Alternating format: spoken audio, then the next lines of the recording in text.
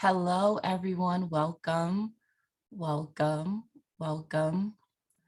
We're going to be starting here in a few seconds. I'm just going to let everyone get in the room, but welcome to those who are here. Welcome. Welcome. So I'm going to give everyone a minute and then I am going to start the community conversation for today. But again, welcome to everyone who is joining us. I am Razia with the NASW New Jersey. And we are so happy that you could join us today for our community conversation on engaging immigrants and refugee communities. When you signed up for this program, you agreed to the code of conduct. This means that we expect you to respect the attendees and the presenter. NASW New Jersey is so delighted that Aria Geiser from New Jersey Coalition Against Sexual Assault could join us today. She would take your questions throughout the program and at the end as well. She encourages a dialogue about this important subject. So please, if you have any questions, put them in the chat or you can raise your virtual hand and we will get to you. And now I'm going to hand it over to Aria. Thank you, Razia. Thank you so much for such a warm and beautiful introduction. So hello, everyone. My name is Aria Geiser, and I am from the New Jersey Coalition Against Sexual Assault. It is my honor to be here today to speak with you all about a topic that is very dear to my heart and is, something that I place so much importance on, which is refugee protection and engaging refugee and immigrant communities. So I just want to be sure that my screen, everybody's seeing my screen. Maybe you can give me a little thumbs up, something in that. Yep, perfect. Thank you. All right, so as I mentioned, I'm with the New Jersey Coalition Against Sexual Assault, and I'm the new prevention specialist with NJCASA. And while I'm new to NJCASA, I'm not necessarily new to this type of work. I've worked for a number of years in the field of refugee protection, which is basically responding to humanitarian crises of various forms and working to protect the most vulnerable of the vulnerable. As you can imagine, in the context of a humanitarian crisis, all forms of violence become heightened. And, people will do anything that they need to in order to survive. So a lot of my work thus far has revolved around being protection focused and prevention minded. I've worked on the ground in the front lines of the Venezuelan humanitarian crisis in my home country of Trinidad and Tobago. I've also worked in the US context, and now I'm with NJCASA serving as their prevention specialist, which basically means that I get to take some of the best practices and the information that I've learned over the years and synthesize it into trainings and conversations with wonderful people such as yourselves. So just a bit about who NJCASA is. We're a state-based organization that acts as the convener of the leading thinkers and actors in the field of sexual violence prevention. We provide technical assistance and training to all 21 county-based programs, including Rutgers. So in our time together, I just want to go, very quickly, do a brief overview of understanding the refugee context, understanding some of the common terminology, and also understanding the type of immigration statuses that we see here in New Jersey. I want to also have an overview of what is protection. I've mentioned this term a couple of times now, but we really want to sort of focus in on what that actually means, and then share some hopefully useful tips for working with host communities. But I want to kick off this conversation with a quick activity. So I'd like for everyone to please close their eyes. Yeah, so imagine, if you'll indulge me, imagine that it's just a regular day at work. Let's say you're in the office. I know COVID, with that, it might be hard for some people to remember what that is actually like, but let's just imagine. It's a normal day. You're engaged in some sort of mundane activity, nothing particularly exciting. All of a sudden, an alarm starts blaring. You hear explosions, people are screaming in the distance, so much so that the walls around you are literally shaking. You look out of the window and you see people running outside. And your coworkers now have begun to evacuate the building as well. You run outside and then someone pulls up next to you in a car. This is somebody who you know and trust. And they're yelling at you to hurry up and get in because there's a military coup in progress and most of the country's borders have been closed. But this person is urging you to get in the car because they have a connection with someone who has a boat that can help you get out of the country safely. They say that the military hasn't yet gotten to the seaport, but the thing is that the boat is about to depart. And if you don't get there in enough time, you'll miss it and you'll be stuck. So let's bring our awareness back to this present moment. So either show of hands, raising the virtual hand, or putting a message in the chat. How many people would get into the car with this person who they trust at this point? Right? I certainly would. It's a no-brainer for me at this point. But of everybody who would get in the car, let me ask y'all this. What did you have with you at that moment in time? And feel free, put a message in the chat, unmute yourselves. I really want to hear from you guys, right? It's okay, someone said they would do it with some trepidation. Fair enough, fair enough. Right? So let's think about the things that we would have had on our person at that moment. Yeah, so for those of us, let's say, who take medicine, things like insulin, would you have happened to have that with you? How much cash do you happen to have on hand? What about ID documents, marriage or birth certificates? What about your family members? So while this is a simulation for the purposes of our conversation today, this is actually a very real circumstance that many people find themselves in. I'd actually now love to share this video with you guys. All right, can everyone see the YouTube video? Resia, can y'all see it? Yeah, perfect, thank you. All right, thank you.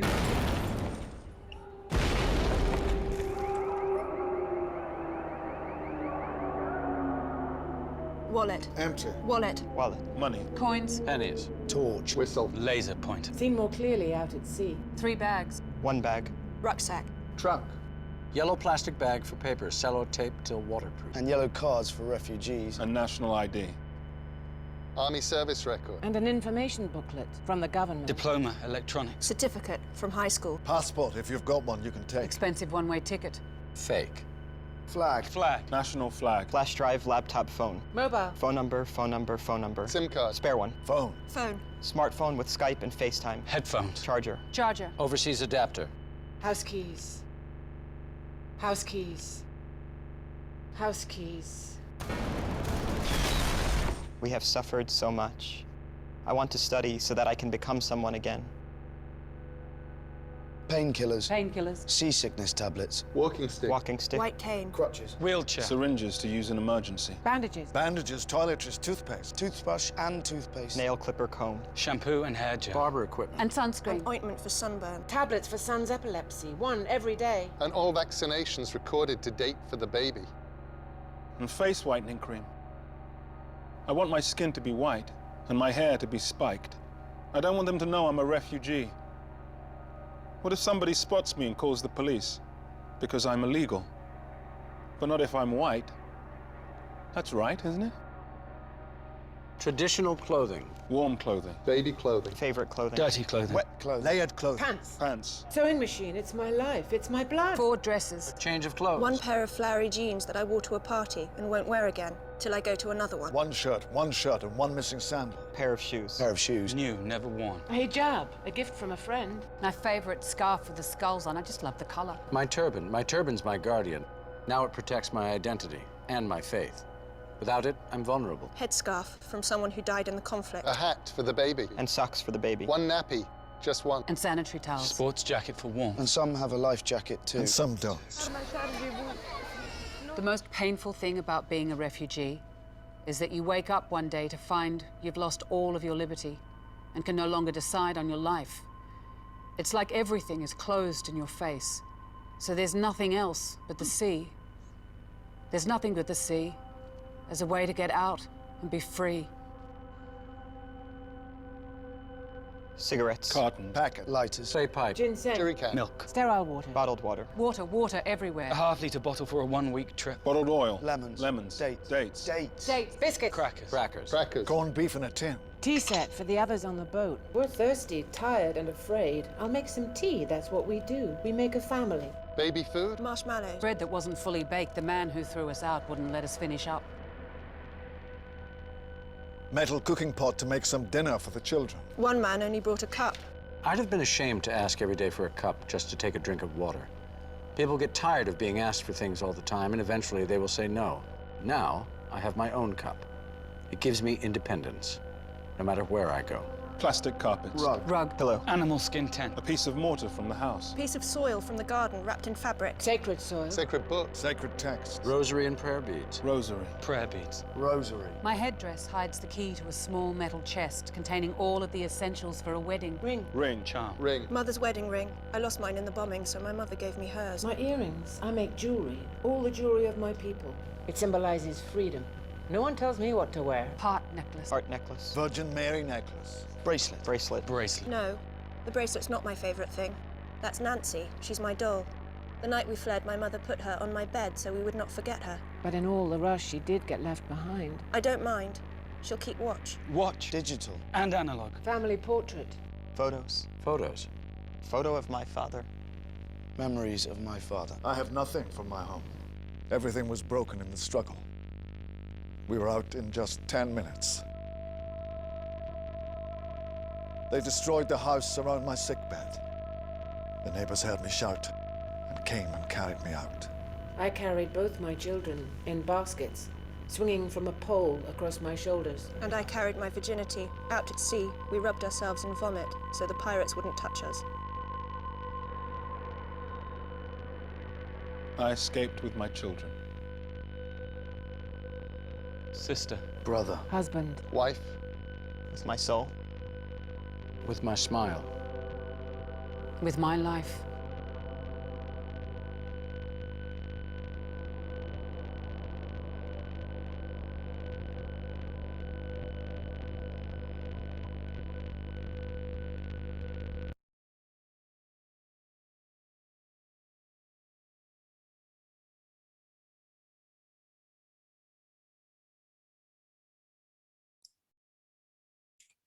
Okay.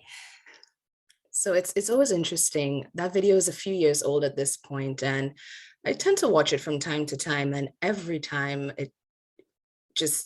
I'm always moved, and different things tend to stand out to me every time I rewatch it.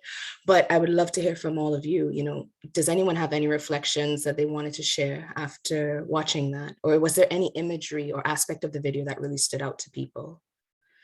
That was chilling, yeah. Heavy, yes, absolutely. Did it change any perceptions that anyone had previously about refugees? And if so, how?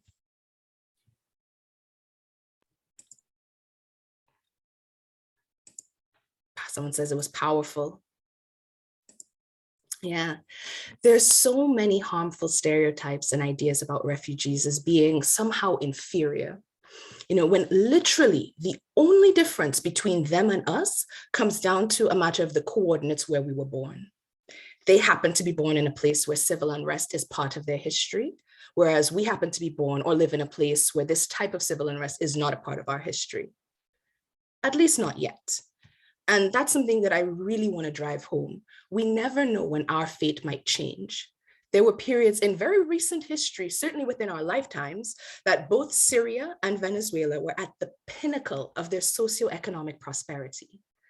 I can't emphasize enough that these are just people who are coming to us with academic and professional achievements and skills and capabilities and rich cultures and history and lives. And it's on us to figure out how we can better integrate them into our society and build with them. If you saw my promotional video for this talk, I mentioned that refugees have made tremendous contributions to their communities and the world. I mentioned the genius and physicist Einstein as a name that most people tend to recognize, but maybe would not have known was a refugee.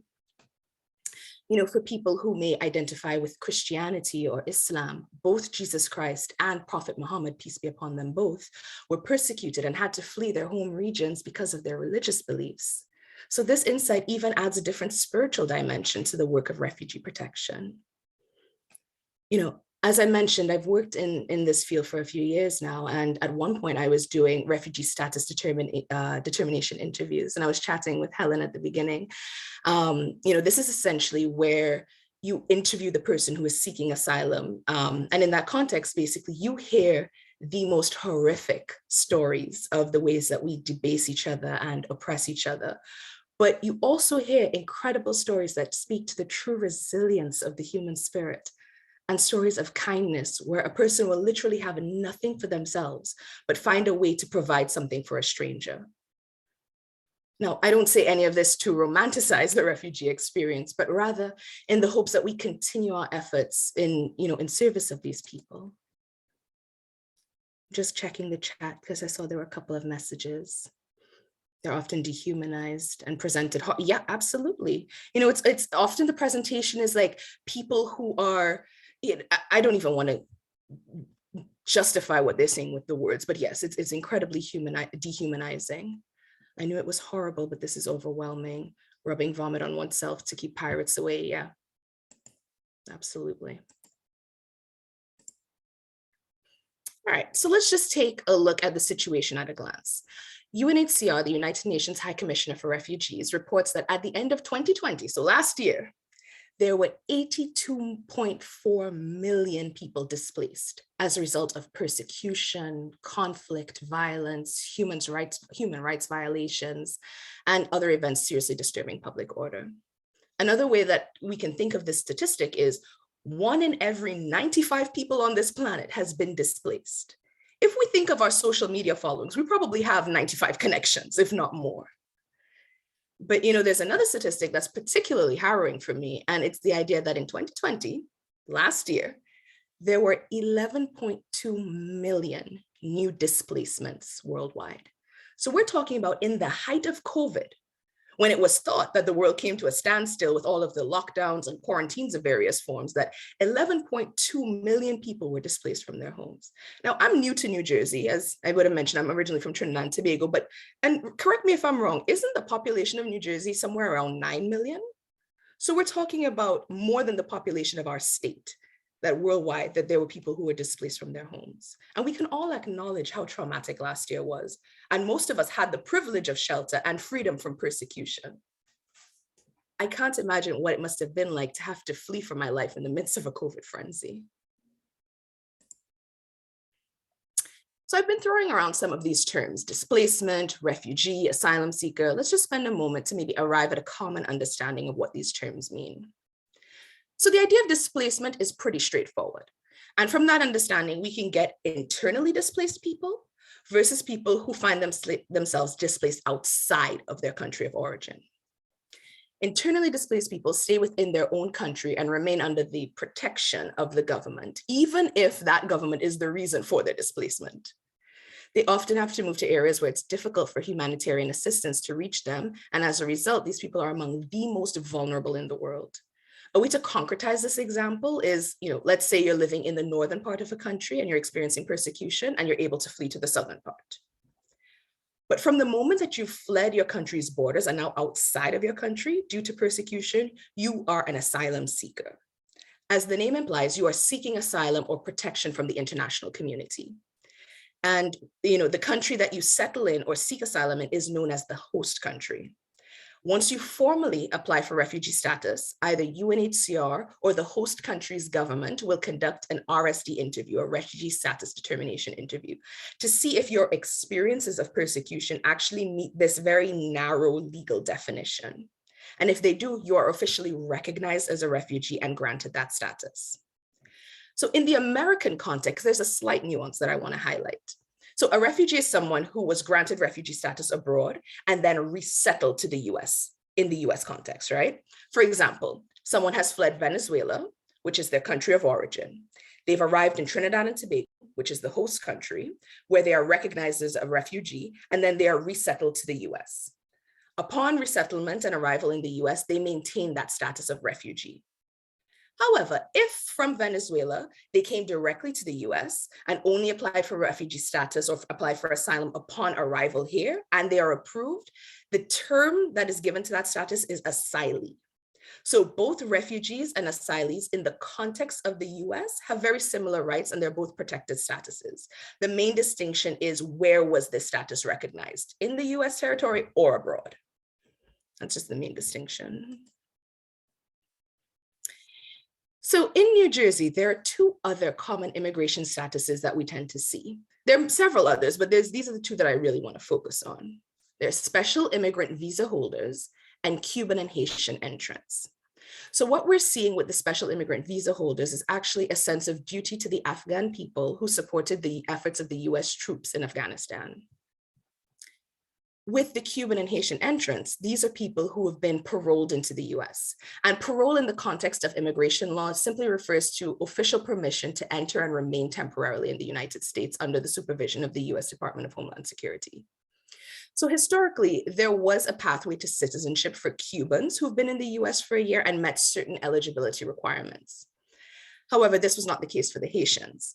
So what was happening on the ground was it was very difficult because Haitians are not allowed to apply for social security numbers or get work permits, which makes it extremely difficult to provide for and protect one's family.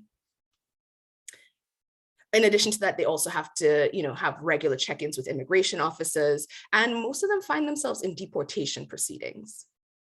But as of this summer, Haiti has been added to the list of countries that receive something known as a temporary protected status, or TPS, which is basically a temporary form of humanitarian protection given to eligible nationals of designated countries who are present in the United States. And while there's no built-in pathway, no direct built-in pathway to citizenship here either, eligible people are at least able to work and live here. But, in spite of this, respite in our legal immigration framework, we still have to contend with knowing and seeing how the Haitians are being treated at the borders. So I'm sure you all know what I'm referring to, the images of men on horseback roughing up the Haitian people and forcing them back into the river. So it really begs the question, what does protection look like and how do we achieve it? So UNHCR has provided us with a guiding definition, and it mentions several legal bodies here. The main thing I really want to get across in the midst of all this talk of international legal frameworks is the idea that protection isn't just the mission of humanitarian workers. So let's contemplate just one of the legal frameworks mentioned here. Let's look at international human rights law. So human rights law has become a common standard of achievement for all people and nations, which spells out the basic civil, political, economic, social, and cultural rights that all human beings should enjoy. International human rights law also lays down obligations which states are bound to respect. So protection, as it's defined by this definition, should be a principal axiom for anybody who is committed to achieving justice, regardless of your career track. Because protection does not just include physical security, but also the restoration of human dignity. Now, there's something that's really important that I want to actually get across here. With all this talk about what protection is, I want to be really clear about what protection is not. Protection is not saviorism. We have to recognize the autonomy of the people that we're in service of. Protection is not superimposing our ideas about what they need, nor is it forcing centuries of culture and tradition to fit into Western paradigms. The only way that protection can be successful is if we view our clients as subject matter experts on their own lives and needs, and not fall into this trap of thinking that our norms have this obvious universal applicability. So I'll give you an example that recently came up in my work. So for those of you who may be familiar with Islam, you may know that when Muslims pray, usually men and women pray separately, men in front of women. And for many people in the Western world, this is seen as gender inequality. And there's sometimes a push to try to tell women from these communities to fight for the right to pray in a more mixed congregation. So for them, where they stand to pray isn't the battle that they're looking to take up. This is not what they're fighting for. The priority is standing in prayer before their Lord. They could not care less where they stood in relation to the men. And in fact, urging them to adopt our framework of equality is actually insulting. It removes their agency and is an affront to their dignity, because for many of them, the separation provides comfort, freedom from distraction, and freedom from harassment. So this is one of the things we always need to keep at the forefront of our mind going forward. But now that we've talked a little bit about what protection is and what it's not, let's talk about how we can identify the vulnerabilities or protection needs that refugees and other displaced people can have. So the first one that I want to share with you is the participatory assessment. Refugees, asylum seekers, immigrants, and other displaced people must be at the center of the decision-making concerning their protection and well-being. In order to gain deeper understandings of the protection problems they face, it is essential and imperative to consult with them directly and listen to them. And I should have mentioned, I will make this presentation available, so I don't want people to feel like they need to scramble to capture the information. But yeah, basically, when conducting participatory assessments, we must be mindful of the ethics of participation. So while you're all reviewing this list, there's just a few of these points that I just wanted to touch on and talk about in further detail. So the idea that participants should not be prompted to give information in public settings that may embarrass them or make them feel uncomfortable or make them relive traumatic experiences. Keeping in mind that many people are fleeing highly dangerous contexts where they may have been identified as political dissidents, for example. And, by identifying aspects of their identity or their experience in a public setting, this can put them at risk. So we need to allow for certain degrees of anonymity when in this setting. The idea that, participants should be aware of any potential risks or inconveniences associated with participation in an assessment. For example, things like time away from your family, time away from your job, or reminders and triggers of the trauma that they've experienced. Also keeping in mind that for many people, missing a shift of work can be catastrophic for their livelihood. The idea that, people must be told of the potential benefits arising from the assessment, meaning that the information they give might help improve certain conditions for other refugees, but they would not necessarily benefit in any direct financial way from participating. These things all need to be really clear as a way of managing expectations and not letting false expectations arise. And then also the idea that people should be permitted to express themselves freely without interruption or judgment or having the information they provide challenged in a negative way. For example, if a parent says, I can't afford to send my child to school, they shouldn't be asked, well, why have you never sought assistance? Empathy should be the thing that guides all of our interactions with our clients. So another way that I want to share with you guys about identifying protection needs is by partnering with the refugee community itself and recognizing how much of a resource their interconnectedness actually is. I talked about the fact that these are people who have skills and capacities and are often desirous of some semblance of normalcy and feeling productive. And, I'll give you a real life practical example of what I've seen happen. So in New Jersey, when refugees, asylees, special immigrant visa holders, and others arrive here, one thing that they're actually entitled to are benefits from the welfare office. Things like cash assistance, SNAP, Medicaid, and in some cases, even supplemental security income. So a lot of the agencies who are on the ground helping people apply for or recertify for these benefits are incredibly understaffed and overworked. So what I've actually heard of happening in some cultural communities is specific volunteers who have been here longer and have more experience with the system, who are able to actually now, offer that expertise and support to the newer people who are arriving. So, and finally, here we have a list of ways to identify protection needs where the responsibility actually sits more squarely on our shoulders. So this is by no means an exhaustive list of, changes to be on the lookout for, but hopefully it offers some sort of a framework. Forced displacement, it affects women, girls, boys, and men in both similar and different ways. The social, economic, cultural changes that result from violent displacement combined with, you may be separated from or lost family members along the way. You've lost your community ties, personal belongings, material resources. All of this in tandem can create really severe emotional stress. So the protection risks and levels of distress will vary depending on a wide range of factors, including age, sex, background of the affected people. For example, women and girls are traditionally less likely than men and boys to be able to exercise their fundamental rights and have access to things like food, healthcare, documentation, material resources, shelter, etc.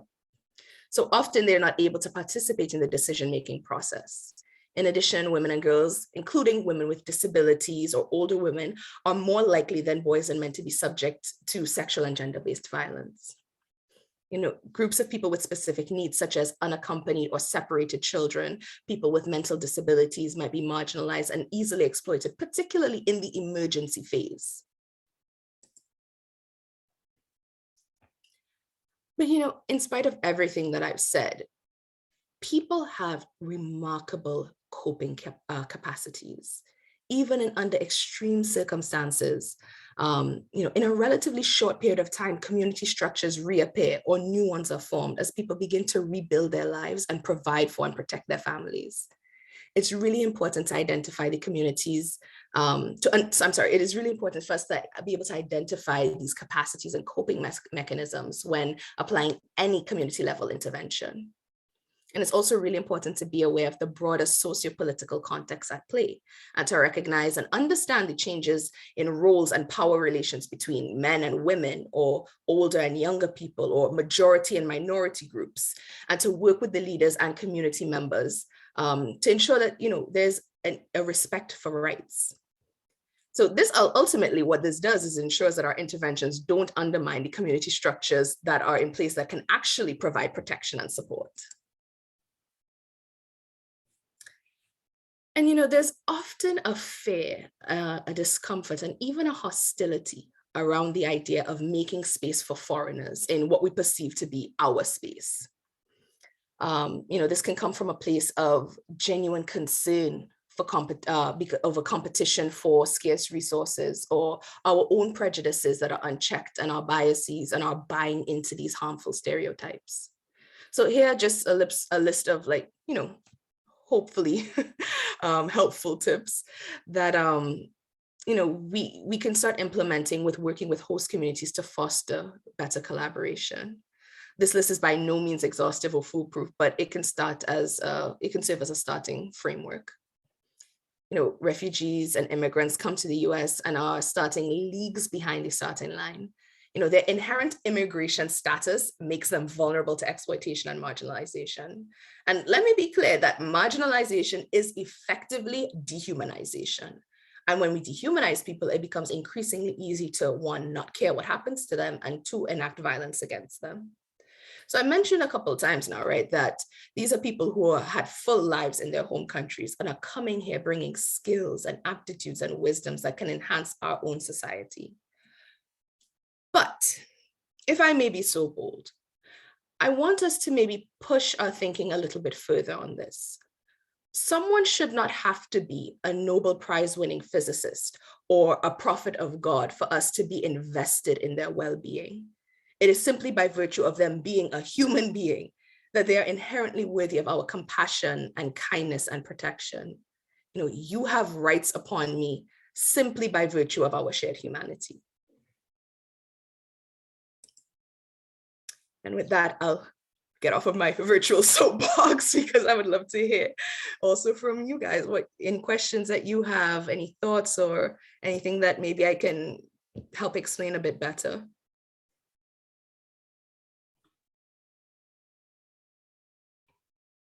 Nothing. Wow, y'all are all experts in refugee protection now. Aria, I do have do you have a question, Helen?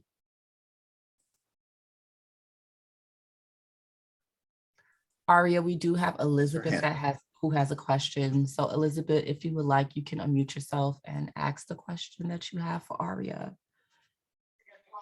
Hi, good afternoon. Thank you so much for the work that you do. That's the first thing I wanted to say. I saw the video and I thought it was amazing. So thank you. The kind of question / statement, I know a lot about what's going on with Venezuela and Haiti, just because a lot of the people that have relocated, they've gone to Dominican Republic, and I was there over the summer, and it's when you see it firsthand, it's very touching, so to say the least. I wanted to know, once they get here, you said that the name changes to refugee. Is there anything that the US is doing? Because I saw the video of the horses and the picture where they were literally chasing down some of the Haitian refugees. So I don't know if that law that you were mentioning, did that come about as a result of the video, or is there anything else that they're doing to kind of like help the country? No, thank you so much for that question. Yeah, so maybe just to clarify a little bit. So once you have experienced persecution, and just to also maybe help us think about this, people who migrate, or migrants, immigrants, and people who are involved in migration are different from refugees in the sense that to be a refugee, there has to be a particular grounds of persecution based on either race, political opinion, being a member of a particular social group, nationality, and religion. So there has to be this element of persecution. What we're seeing in Haiti, it doesn't quite meet that legal threshold of persecution. So what happened is that, however, because there are events happening there that are seriously disrupting public order, and it is dangerous for people to return, what happens is that Haiti has now made it on the list of countries that receive this temporary protected status, which is basically a humanitarian type of protection that is offered to certain countries. And the list is constantly updating. So basically what you get from that is that you're now able to be, I absolutely hate this term, but be considered legal in the country. And you're able to get a social security number, a work authorization, and you're able to do that for the duration of the TPS, the temporary protected status. I'm sorry, did that answer the question? Did you can maybe like, yeah. Yeah, so how long is the temporary status right now? And then the second question that I had is that the refugees that were, I don't want to say incarcerated, but they were basically like locked up, and a lot of the kids were separated from the parents. I'm not seeing as much media, I'm not seeing any media coverage on that anymore. So I don't know if that has been resolved. So kind of like added another layer. Yeah, so the duration of the TPS can vary. It can be 6 months, it can be a year. I believe, don't quote me on this, immigration is actually not my field of expertise at all, but I believe for the Haitians, it's around 18 months. I could be wrong though. And in terms of the situation that's happening at the border where people were being detained, because America has its own asylum system and doesn't follow the 1951 UNHCR convention, they don't necessarily recognize what was happening at the border as a part of the refugee crisis. Even though people are fleeing situations, the argument is that the situations that they're fleeing from doesn't meet, the particular domestic laws threshold for persecution. So in terms of, is that situation, has it been resolved? I know we're not seeing a lot in the media about it, and unfortunately I can't speak to that. I have no idea what is happening on the ground there, unfortunately. My suspicion is that it hasn't been resolved. That's just my suspicion about it. Thank you. And we do have a question from Christina Minna. Hi, Aria. Thank you so much for this presentation. Yeah, I think like Elizabeth, I was very moved during the video and just everything that you were talking about. It was very powerful and enlightening. I had a question about specifically what organizations in New Jersey you're familiar with that you can share with the group that's doing some of the resettlement work, the refugee resettlement work. I don't know, unfortunately, I don't think the IRC has the greatest reputation. International Rescue Committee here in New Jersey, I don't even know if they're still open, at least the New Jersey location. And I know there are some other nonprofits and religious organizations. So if you could just share a little bit about what you know, I think that would be helpful. Absolutely. So yeah, you actually mentioned one of the ones who are sort of like the leader in refugee resettlement right now, which is the International Rescue Committee. Also, Catholic Charities tends to be very much on the ground doing a lot of refugee protection work. In terms of other organizations, NGOs, there are a lot of religious communities who have sort of like taken up this mantle as well. So what I can do is actually compile a list of the most updated organizations and share that with you all, if that's helpful. Yes, that would be very helpful. And we often get asked from NASW, students who are interested in going into social work for the purposes of doing international social work, right? That can mean so many different things. Community development, the actual refugee work, working with asylees.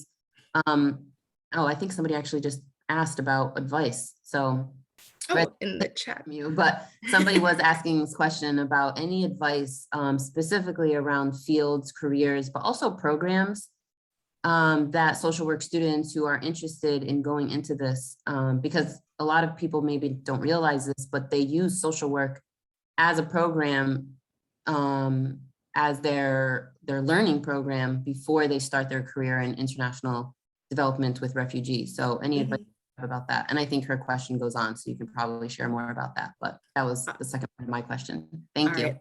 No problem. Let me just have a look at the question in the chat so I can just make sure to answer it as comprehensively as possible. So do you have any advice for people like me who are studying to become social workers and want to help refugee communities? Do you know how I can volunteer with such special immigrant visa holders that have been brought to New Jersey and help them in some way? So I have a lot of thoughts around this. This might actually be part of a bigger conversation. And what I'll do is I'll also include my contact information in the chat. But essentially, I think that anybody who wants to get involved in refugee protection work, the first thing would be to connect with an organization that is doing this and looking for volunteers. As I mentioned, the staff who are actually on the ground doing this are extremely overworked and overwhelmed. So any type of support would be highly sought after, especially what's happening now with Afghanistan and Haiti. Like the numbers have just ballooned. So that is one way to get on the ground, practical hands-on experience. And in many ways, that's actually some of the most advantageous and the best ways to go about it.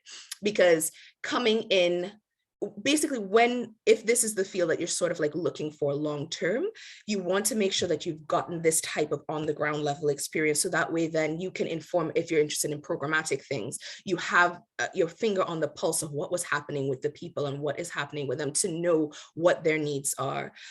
If you are integrated into your community in terms of like community centers, your places of worship or other organizations like that, and I'd be happy to share more about like how to structure a participatory assessment, doing that with the communities as well. The incoming communities of like immigrants and refugees is another way to go. The biggest challenge that they're facing on the ground right now is being able to sign up for benefits and being able to, have that in a meaningful way. So if there's a way that people can, have some sort of program that helps people, the incoming refugees and asylees, it helps them actually sign up for these benefits or recertify them, doing training sessions with the communities, language, ESL classes, things like that. These are all the types of things that are needed. So if you have any skills or capacities in this regard, these are the ways to go about doing it. And again, either linking with the NGOs who are already on the ground doing it, or with like faith-based organizations within your own community. These are kind of like my off the top of my head first things, but as I said, I'm happy to like continue this conversation and keep it going because this is certainly a much larger conversation. And I saw there were some other questions in the chat. I want to make sure to get them, so I'm just gonna look through it. Delicia or Delici just made a comment. I don't know if she wants to unmute and share it with you. Yeah, sorry, I'm just getting in from an appointment, but an exceptional presentation. A lot of information that I haven't heard necessarily from the same perspective, but a lot of things that I'm seeing on the field. So I just wanted to make the point that more and more mental health providers, including clinical social workers, are providing evaluations that undocumented immigrants or their family members are in need of when they are in legal proceedings. So whether that be victims of crime, asylum, usually I don't work with refugees because they have the protection or the legal status they already need, but cancellation of deportation, if you're applying for a waiver on behalf of a undocumented spouse. So there's all these like different moving parts. Categories. Yeah, and moving parts with this like I'm triggered by the information because I'm trying to help case by case, but our immigration system is terrible. And the US takes no accountability for some of the conditions that we know they've created for some of these countries.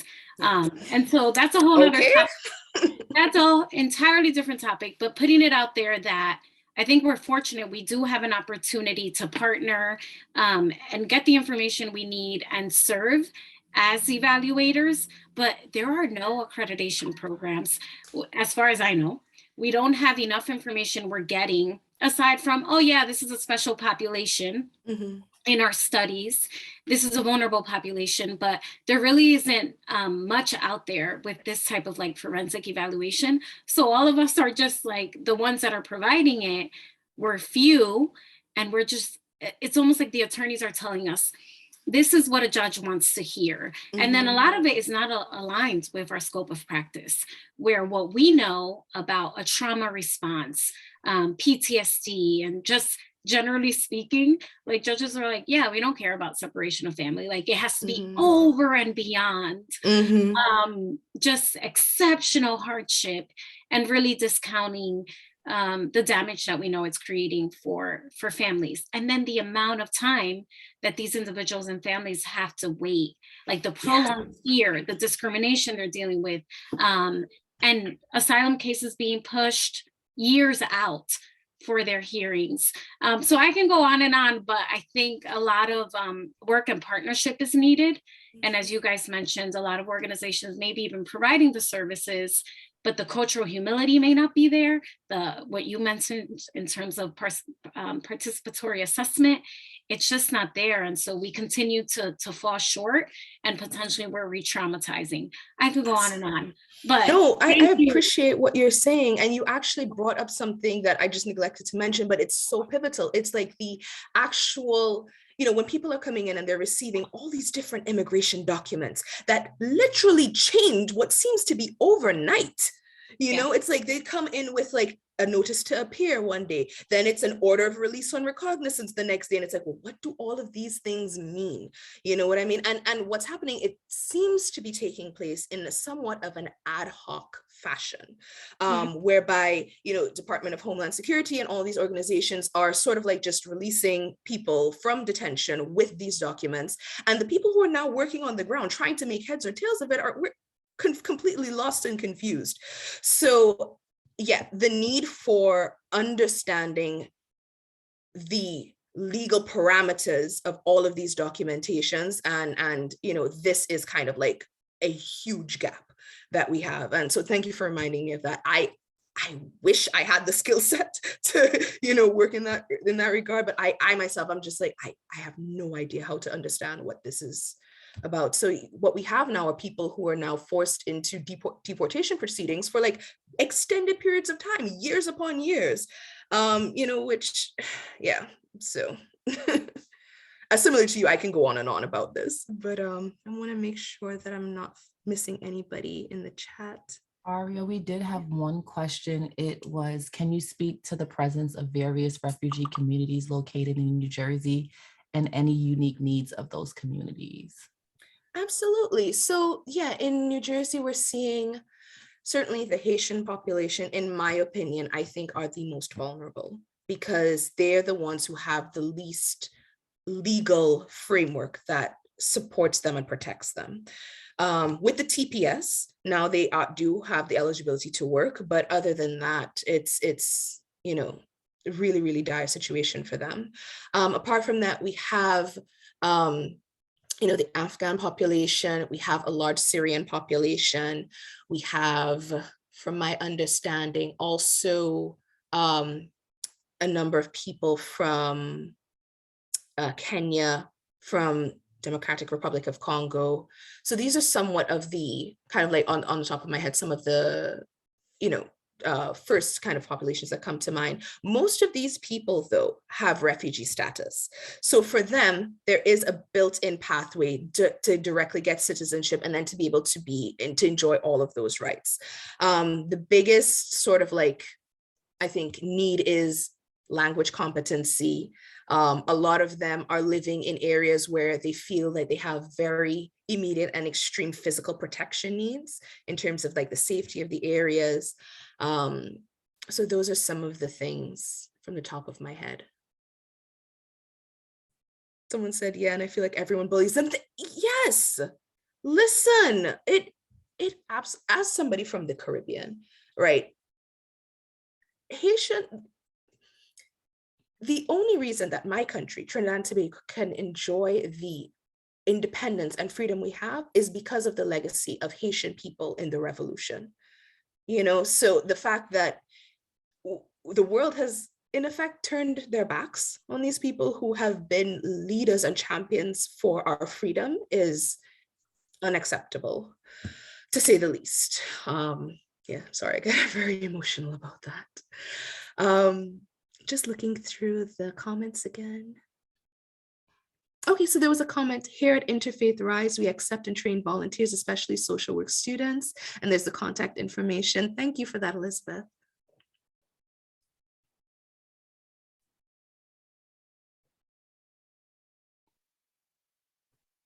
I'm very glad to be on this wonderful presentation and to share this contact information. I would just add, we have a small staff and lots of needs. So if it takes time getting back to you, please understand. You know what, I'm gonna take that contact information for myself too. You know, that'll come in handy. Let me see if we have any other questions that have come in. But thank you so much, Aria. I think everyone has expressed how emotional and eye-opening the video and your entire presentation was. So thank you. Thank you. It's my absolute pleasure. Thank you so much. Yes, Danielle, you will be able to get a copy of the PowerPoint sent to the email that you registered at. So as long as it's the correct email, you will have it in your email. And actually, if I can just, if you would all indulge me for a few more minutes, I actually wanted to share some information about NJ CASA's upcoming conference. If I'm able to just share my screen again really quickly. Yes, you can. Thank you so much.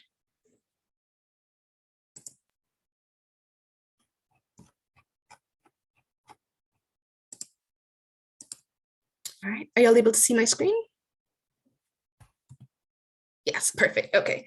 Yeah, so this is our upcoming conference. It's a virtual free conference from December 8th to the 10th. It's called Centering the Margins. And, you know, in our conversation here, I spoke a little bit about the idea that marginalization is such a dehumanizing experience. So what we really seek to do is to center people who are often relegated to the periphery of society and center their experiences and center, you know, principles of anti-oppression, anti-racism, you know, and also centering the needs of these diverse populations. I'll be happy to include the registration link for this in the chat, but I also just wanted to show and share our lovely flyer that, you know, our team has created. I have a quick question. Can you include your email as well? Absolutely. In the chat so that I, thank you. Of course, I'm happy to do that. So let me just get that link for you all.